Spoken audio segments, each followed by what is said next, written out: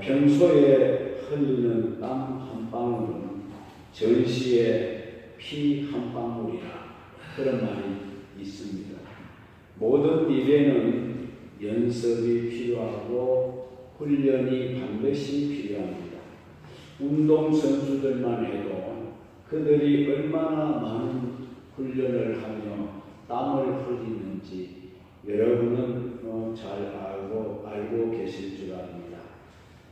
그래야 실전에서 빛을 발하는 선수가 되는 겁니다. 군인도 평소에 훈련이 많아야 전시에 빛을 발하게 된다는 것입니다.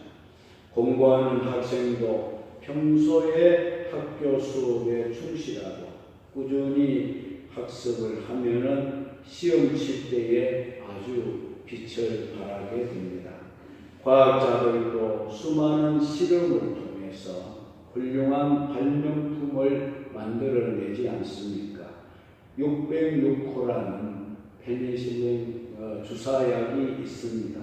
이 주사약은 606번째 실험 끝에 개발한 주사약으로 해서 606호라 이렇게 지었습니다. 얼마 전에 우리나라 고흥 우주센터에서 우주 로켓을 발사해서 정말 가공할 성공을 거두었다고 생각합니다. 물론 목표한 대로는 다 이루어지지 않았지만 첫 술에 배부르겠습니까? 그래서 그만큼만 우주 궤도에 올라갔다는 그 자체만으로도 큰 성공이라고 봅니다. 앞으로도 수많은 과학자들 도전을 하고 실험을 하고 그렇게 하면 머지않아서 우리 대한민국도 달나라의 태극기를 뽑을 때가 올 것입니다. 화성에도 태극기를 뽑을 때가 올 날이 있다고 저는 봅니다. 오늘 본문의 내용도 이스라엘 백성들이 적과 꿀이 흐르는 아름다운 땅을 차지하기 위해서는 광야에서 피나는 훈련을 하나님으로부터 받아야만 했다는 사실을 보여줍니다. 아름다운 땅에 들어가기 위해서 이스라엘 백성들은 광야에서 40년 동안 혹독하게 훈련을 받았습니다. 오늘 우리 믿음의 성도들도 저는 마찬가지라고 생각합니다. 세상에서 저 천국 하늘나라에 들어가는 시민이 되기 위해서는 광야 같은 이 세상에서 훈련을 단단히 받아야 우리가 그 나라에 들어가게 될 줄로 믿습니다. 그런 의미에서 1절 말씀을 보시면 이렇게 말씀하고 있습니다. 내가 오늘 명하는 모든 명령을 너희는 지켜 행하라. 그리하면 너희가 살고 번성하고 여호와께서 너희 조상들에게 맹세하신 땅에 들어가서 그것을 차지하리라고 말씀하셨습니다. 자, 이 말은 장차 아름다운 땅을 차지하려 한다면은 너희가 훈련을 잘 받아야 한다. 그런 말씀이 되겠습니다. 먼저 어떤 훈련부터 받아야 된다고 말씀합니까? 말씀의 훈련을 잘 받아라. 말씀 훈련을 잘 받아라고 했습니다. 모든 명령은 곧 하나님의 말씀이죠. 이 말씀을 지키고 행하는 훈련을 잘 받아라는 것입니다. 우리가 말씀을 듣고 받아서 지키고 행하는 이 훈련을 잘 해야 우리가 살고 그로 인해서 우리가 살고 번성하고 아름다운 땅을 차지하게 될 줄로 믿습니다. 그래서 말씀 훈련을 잘 받아야 합니다. 어떤 훈련보다 앞서 받아야 할 훈련이 말씀 훈련이라고 생각합니다. 말씀 훈련이 바르게 되어 있지 않으면 신앙생활을 제대로 할 수 없고 아름다워질 수가 없습니다. 말씀 훈련을 잘 받는 것이 사는 길입니다. 그리고 우리의 모든 삶이 번성하는 길이고 그래서 무엇보다도 우리가 이 말씀 훈련을 잘 받아야 할 줄로 믿습니다. 이스라엘 백성들을 말씀 훈련을 시키기 위해서 광야 40년을 걷게 하신 하나님이신 줄로 믿습니다. 2절에 보면 내 하나님 여호와께서 이 40년 동안에 내게 광야길을 걷게 하신 것을 기억하라 말씀하셨습니다. 왜 하나님이 이스라엘 민족으로 하여금 광야길을 걷게 했을까? 왜 광야길을 걷게 했을까? 애굽에서 나와서 바른 지름길로 가면 일주일이면 사흘이면 가능할 수도 있다고 합니다. 그러면 일주일이면 가능한 길을 왜 40년 광야의 길을 돌고 돌아서 이 가나안에 들어가게 하셨는가? 그 이유가 무엇입니까? 그 이유가 이는 너를 낮추시며 너를 시험하사 내 마음이 어떠한지 그 명령을 지키는지 지키지 않는지 알려고 그렇게 하셨다. 겸손하게 하나님을 섬기고 그 말씀을 지키도록 하기 위해서 광야 길을 40년 동안 돌게 하셨다는 겁니다. 이스라엘 백성들에게 겸손 훈련을 시키신 것인 줄로 압니다. 누구든지 아름다운 땅을 차지하려면 겸손 훈련을 잘 받아야 합니다. 하나님 나라는 어린아이같이 겸손한 자들만 들어갈 수 있는 나라이기 때문입니다. 이스라엘 백성들이 애굽의 노예로 살면서 그들의 심령이 얼마나 완악하고 강팍했겠는가 그렇게 생각합니다. 그런 그들의 심령 상태로 아름다운 땅 가나안에 들어갈 수 없기 때문에 하나님이 광야길 40년을 걷게 하시면서 그들의 교만한 마음을 낮추신 줄로 믿습니다. 그렇습니다. 우리 신자들도 이 겸손 훈련을 잘 받아야 하겠습니다. 모세도 미디안 광야에서 40년 동안 받은 훈련이 바로 이 겸손 훈련이었다. 그렇게 봅니다. 바로 공주의 아들로 있을 때는 이 모세가 얼마나 교만했습니까? 모세가 아주 교만했습니다.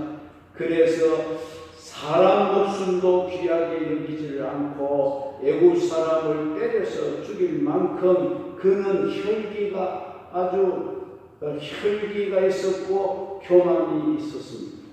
교만한 태도의 최고 표현과 행동이 있다면 그것은 살인을 하는 것입니다. 살인. 타인의 생명을 귀하게 여기지를 않고 그것을 자기가 빼앗는 것처럼 교만한 행동이 또 어디에 있겠습니까? 예수님은 형제를 미워하는 마음만 가지고 살인한 죄라고 했습니다. 타인의 행복과 생명을 짓밟고 빼앗는 행동이 바로 교만이에요. 교만의 극치라는 겁니다. 이렇게 모세가 교만한 사람이었지만 그는 미디안 광야 40년 생활 동안에 교만했던 마음이 다 사라지고 온유하고 겸손한 사람이 되었습니다. 그 겸손 훈련을 40년 동안 받았다. 그래서 하나님은 모세를 말할 때에 이스라엘 중에 모세처럼 온유함이 선한 자가 없나니라고 하나님이 말씀했습니다. 이렇게 모세가 철저하게 겸손 훈련이 되었을 때에 비로소 하나님이 모세를 찾아오신 것입니다. 여러분, 우리가 겸손하지 않으면 하나님은 우리를 찾지 않습니다. 교만한 자를 물리치시고 교만한 자를 대적하시는 하나님이십니다. 그러나 우리가 겸손하면 하나님이 찾아오시는 것입니다. 하나님은 이스라엘 백성들도 광야 40년 동안 그들의 교만을 낮추고 겸손해지도록 광야길 40년을 걷고 또 걷게 하는 훈련을 시킨 줄로 믿습니다. 사람은 누구나 형통하고 잘 되어질 때에 잘 나갈 때에 교만하기 쉽습니다. 교만은 자기 자신을 모릅니다. 교만이 틈타도 자기 자신은 교만한 줄을 몰라요. 이게 교만죄의 특징입니다. 그러나 남이 볼 때는 딱 알 수 있는 거예요. 아, 저 사람 좀 이제 잘하고 성공했다 싶으니까 교만해지네. 다른 사람 눈에는 보이게 됩니다. 그래서 하나님은 이런 교만을 낮추시려고 때로는 고통의 광야길을 걷게 하시는 겁니다. 3절에도 같은 말씀입니다. 너를 낮추시며 너를 줄이게 하시며 또 너도 알지 못하며 내 조상들도 알지 못하던 만나를 내게 먹이신 것은 사람이 떡으로만 사는 것이 아니요 여호와의 입에서 나오는 모든 말씀으로 사는 줄을 내가 알게 하여 하시니라. 사람이 배가 부르게 되면 교만하게 되는 것입니다.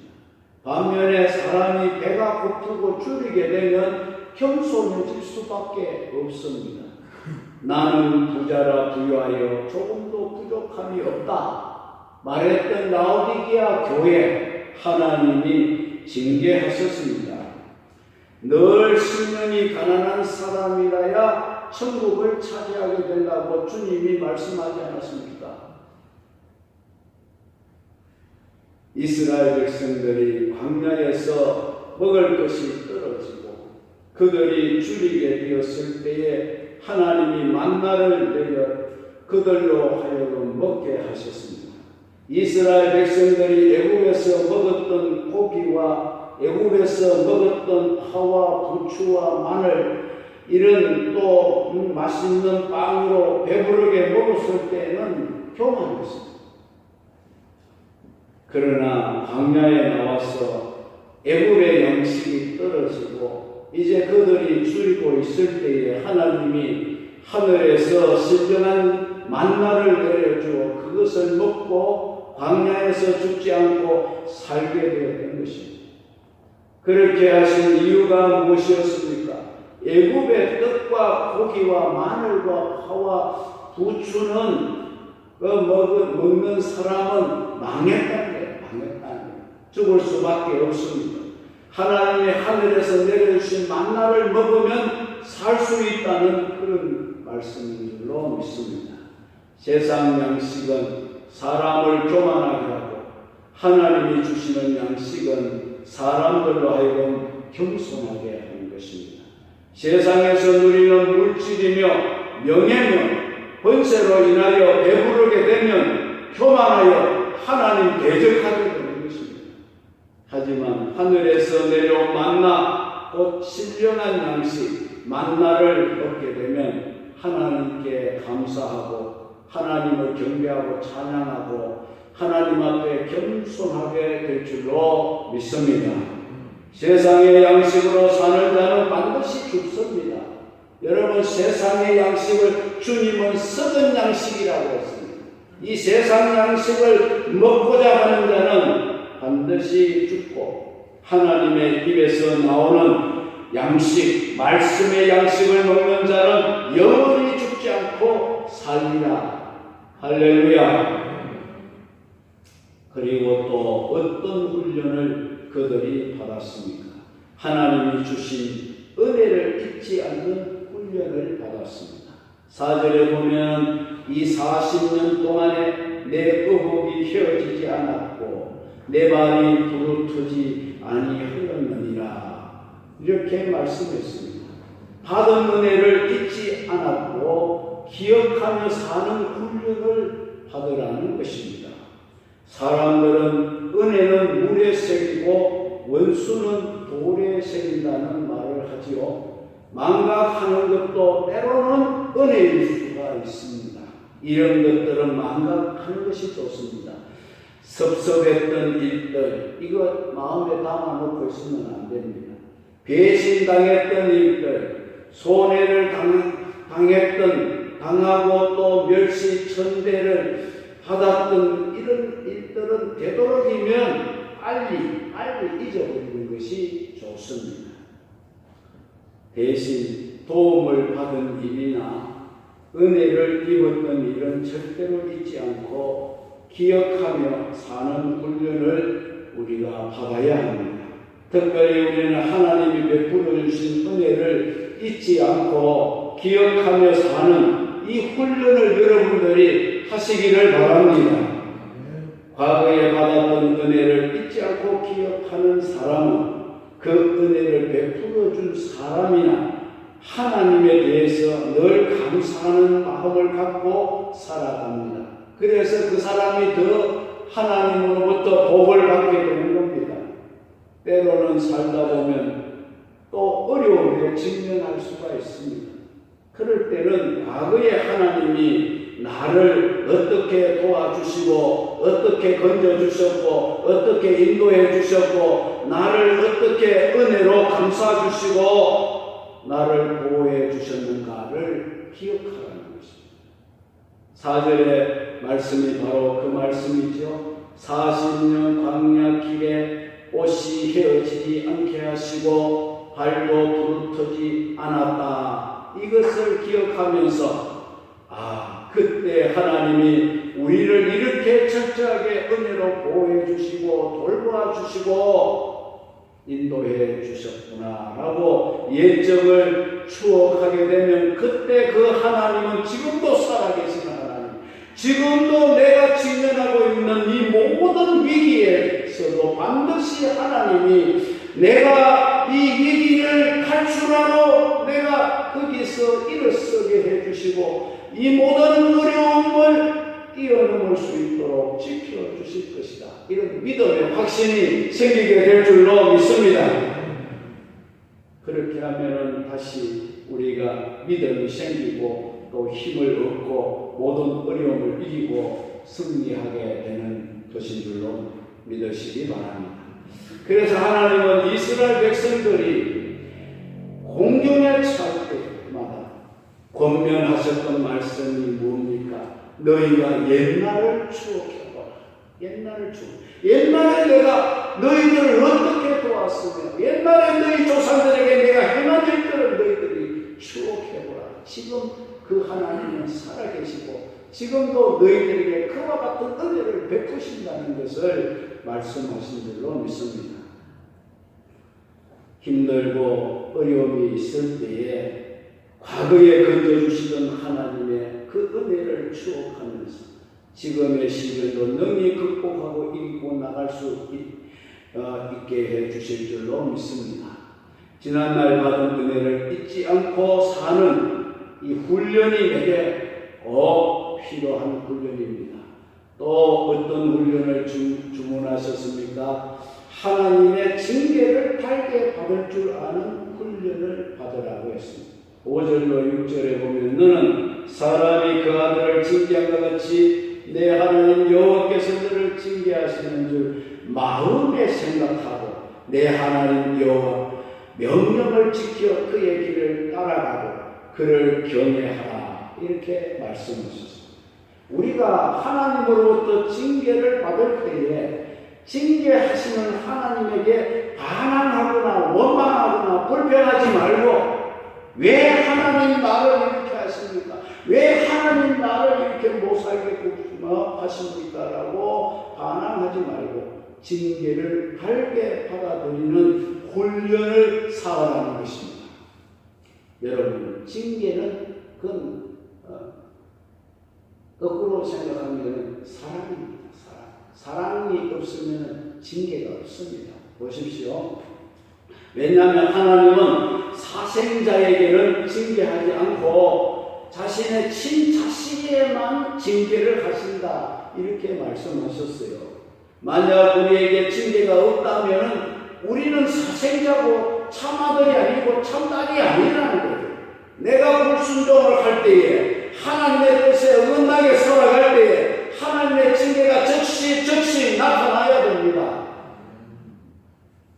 잘못을 저지르고 하나님의 뜻을 거역하며 사는데도 징계가 나타나지 않는다면 그 사람은 하나님의 친자식이 아니고 하나님이 택한 자식이 아니고 막길의 자식이라는 말이 아닙니까?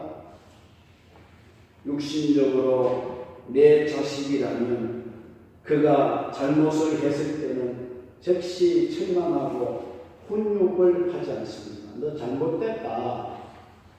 이웃집 자식을 데려다가 책망하고 훈육하지 않고 내 자식이기 때문에 징계도 하고 훈육도 하듯이 하나님 아버지도 마찬가지입니다. 마찬가지입니다.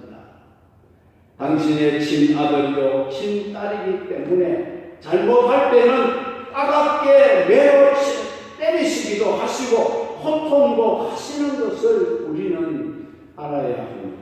이렇게 하나님이 나를 징계하실 때 잘못을 인정하고 회개해야 하는, 오히려 그런 하나님께 반항하고 원망하면 되겠습니까? 징계를 달게 받아들이고 잘못을 고치는 훈련이 우리에게 그래서 필요하다는 것입니다. 징계가 있을 때 마음에 생각해보라, 그렇게 말씀했어요. 오늘 성경에 보면 마음의 생각을 해보라. 하나님 여호와께서 너를 징계하시는 줄 마음에 생각하고, 이렇게 말씀했죠. 징계가 임할 때는 마음으로부터 생각을 할 수 있어야 됩니다. 내가 왜 이런 징계를 받고 있는가? 내가 왜 이런 시련에 봉착했는가? 왜 그걸 생각해 봐야 돼. 하나님 앞에 잘못되었기에, 무엇이 잘못되었기에 하나님이 이렇게 나를 징계하시는가? 그 원인을 마음속으로 깊이 살피고 생각해 보라는 겁니다. 솔로몬도 이런 말을 했죠. 형통한 날에는 기뻐하고 공고한 날에는 생각하라, 그런 말씀이었어요. 여러분, 형통하면 막 기뻐해야 됩니다. 잘 될 때 기뻐해야 돼요. 그 기쁨도 나 혼자의 기쁨이 아니라 하나님과 함께 기뻐해야 합니다. 하나님 은혜입니다.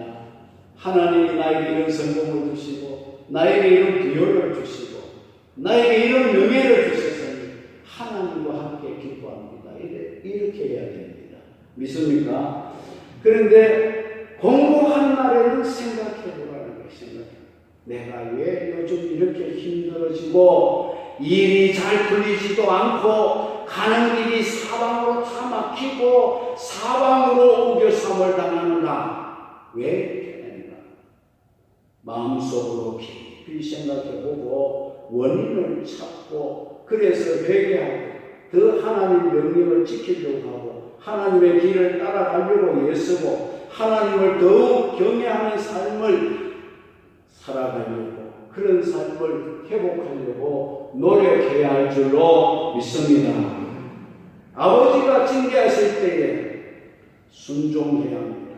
그 말씀을 따라 살아가는 훈련이 무엇보다도 우리에게 중요한 것입니다. 이렇게 우리가 훈련을 잘 받으면 하나님은 우리를 아름다운 땅으로 인도하시겠다. 아름다운 땅을 차지하게 해주시겠다고 말씀합니다. 7절로 10절에 보면 내 하나님 여호와께서 너를 아름다운 땅에 이르게 하시나니, 그렇게 말씀했습니다. 하나님이 말씀하시는 아름다운 땅은 바로 가나안 땅을 말씀하는 겁니다. 그 아름다운 가나안 땅은 어떤 땅이기에 하나님이 아름다운 땅이라고 하셨을까? 하나님이 에덴 동산을 지으시고 그곳에 아담과 하와로 하여금 살게 하시고 그것을 보시면서 뭐라고 했습니까? 심히 보시기에 좋았더라. 아름다운 땅이라고 하는 것이죠. 지금은 이스라엘 백성들이 차지할 가나안 땅을 하나님은 아름다운 땅이라 이렇게 표현하셨습니다. 이것은 꼴짝이든 그곳은 어떤 곳이기에 아름답다고 표현을 하셨느냐? 이곳은 꼴짝이든지 산지든지 시내와 분천과 샘이 흐르는 땅이더라고요. 꼴짝이에도 산지에도 시내와 분천과 샘이 흐르는 땅. 여러분, 우리는 이거 별로 실감이 안 납니다. 다가오질 우리 마음에 다가오지 않습니다. 우리나라 땅은 물이 흔한 지형이지만 이스라엘 땅에는 물이 아주 귀한 그런 지형입니다. 샘물 하나를 가진다는 것은 기업을 하나 소유하는 것과 같다 하지 않습니다. 그만큼 물이 귀한 지형입니다. 그런데 이스라엘 백성들이 들어가서 차지할 아름다운 땅에는 어디든지 시내가 있고 어디든지 분천이 있고 어디든지 샘이 흐르는 땅이더라. 물은 생명입니다. 그렇죠? 물이 없으면 살 수 없습니다. 물이 충만한 곳이 천국이에요. 할렐루야. 그 반대로 물 한 방울도 없는 곳이 지옥입니다. 누가복음 16장에 보면 부자가 들어간 지옥 음부는 물 한 방울의 자리도 없고 물이 없어. 천국에는 생명이 넘쳐 흐르는 곳이고 지옥에는 전혀 생명이 없고 죽음만 가득한 곳입니다.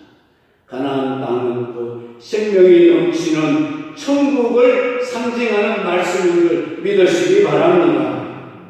또 거기는 밀과 보리의 소산지와 포도와 무화과와 석류와 감람나무와 꿀의 소산지라 이렇게 말하고 있습니다. 이 얼마나 풍요로운 땅입니까, 여러분? 그 땅에는 내가 먹을 것에 모자람이 없고 내가 먹을 것에 모자람이 없다. 얼마나 풍요롭습니까? 내게 아무 부족함이 없는 땅이며 아무 부족함이 없다. 여러분 천국 가면 아무 부족함이 없습니다. 여호와는 나의 목자시니 내게 부족함이 없습니다. 할렐루야. 여러분들이 하나님을 바로 모시면 이 세상에 살아도 부족함이 없다.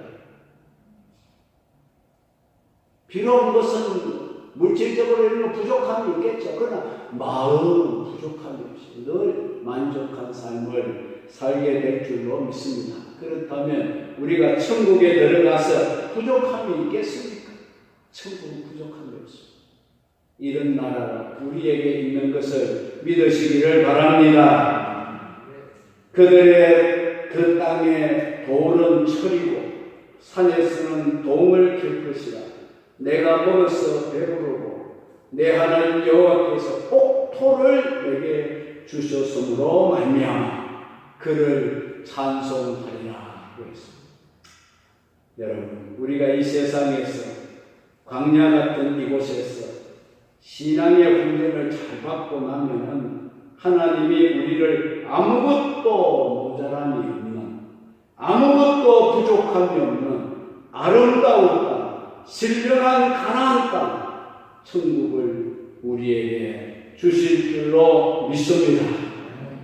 광야 같은 세상에서 우리에게 닥치는 여러 가지 시련들은 나를 훈련시키는 하나의 방편이라 생각하시고 말씀 훈련을 잘 받으시고 겸손 훈련을 잘 받으시고 징계 훈련도 잘 받으시고 과거에 받은 은혜를 기억하는 훈련도 잘 받으시고 그렇게 하실 때에 우리가 훈련을 잘 받으며 살아가면 하나님이 우리를 아름다운 땅으로 인도해서 그 땅을 차지하게 하시고 우리에게 아무 모자람도 없고 아무 부족함도 없는 풍성한 복을 하나님이 주실 줄로 믿습니다.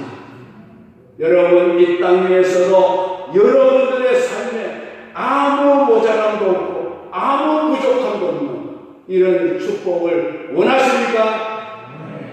여호와를 목자로 삼고 사시기 바랍니다. 내게 부족함이 없으리로다. 여러분, 마지막에는 우리를 영원한 가나안 땅, 아름답고 풍요로운 땅, 저 천국으로 우리를 인도하여 그 나라를 영원히 차지하게 하실 줄로 믿습니다. 여러분들은 그 아름다운 천국을 차지하는 그런 성도가 되시기를 주의 이름으로 축원합니다.